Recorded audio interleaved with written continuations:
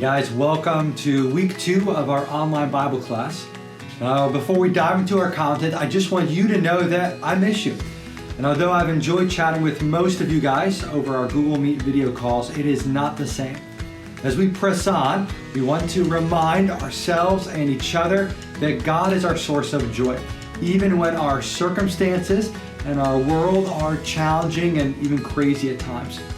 At the same time, I want you to know that I'm here for you, to pray with you, to chat about life, to answer any questions about assignments that you might have. We are in this together.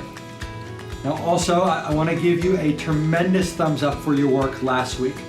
There were so many new things, and almost all of you got all of the work, all of the assignments submitted by the due dates. Now, not only that, the quality of what you turned in was superb, and I'm just so proud of you guys. Now, last, I just wanted to compliment on many of you that you reached out when you felt stuck. That is great. If we're going to make week 2 just as big of a success as week 1, we are going to have to continue to do great at our communication. If you feel stuck, have a question, you reach out. Again, we're in this together. Last week, we started our first day with getting organized. And the first half of today's content will be much of the same. Now, why are we doing that? Why spend time on the how of learning online instead of just doing it? Well, we see part of our answer in the Bible in the book of Exodus in chapter 18. In this chapter, Moses has a lot of work to do. In fact, he is busy from early in the morning to late at night, and he is completely overwhelmed. And I'm sure at some point along the line this past week, you have stood in Moses' shoes. You have felt the same feelings.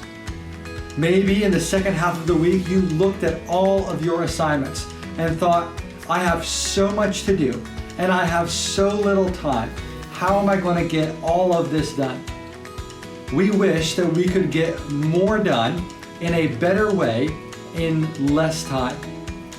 Now, the Bible teaches us that that is possible, that we can do that, get more done in less time. In Exodus 18, Moses' father-in-law, Jethro, comes to the rescue to Moses' problem.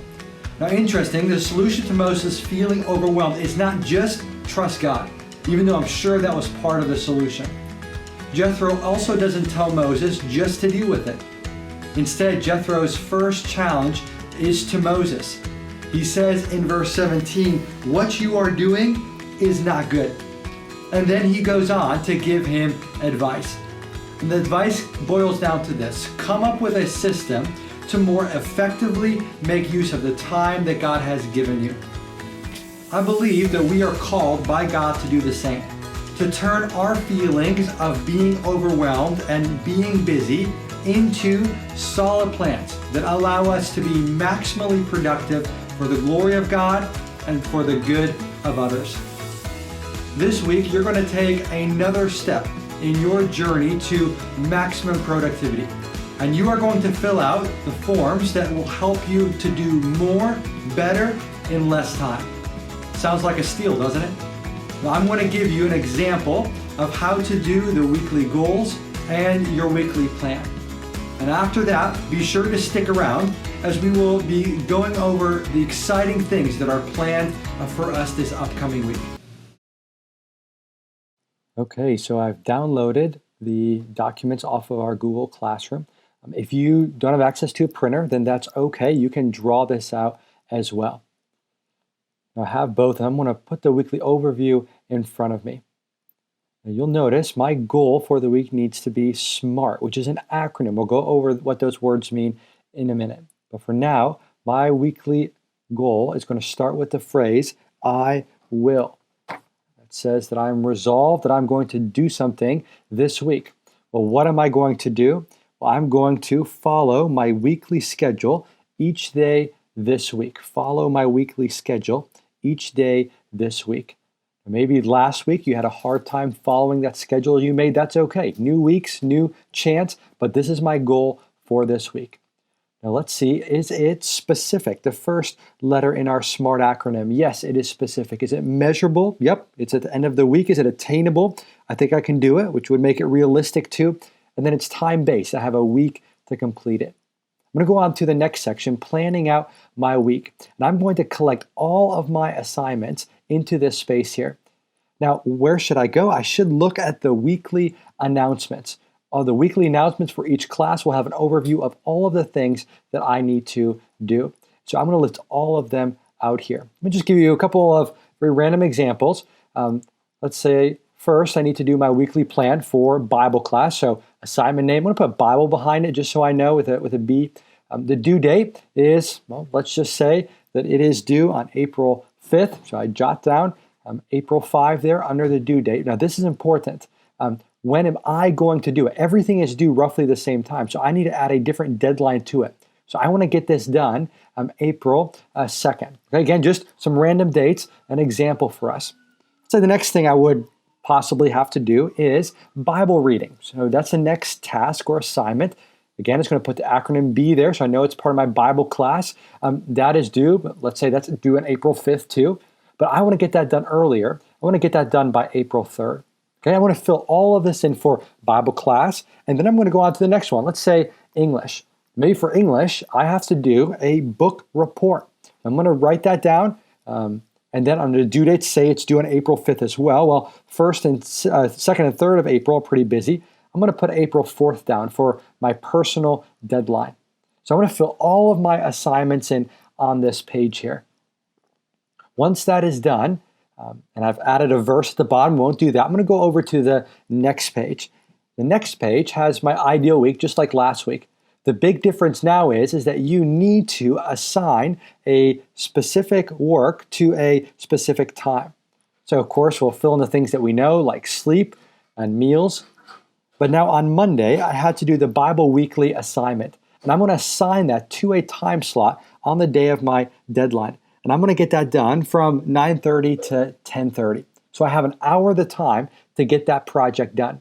Next, I'm going to assign the next block of time another assignment. Let's just say the book report. I'm going to put that in there so I know what I'm going to do and when I'm going to do it.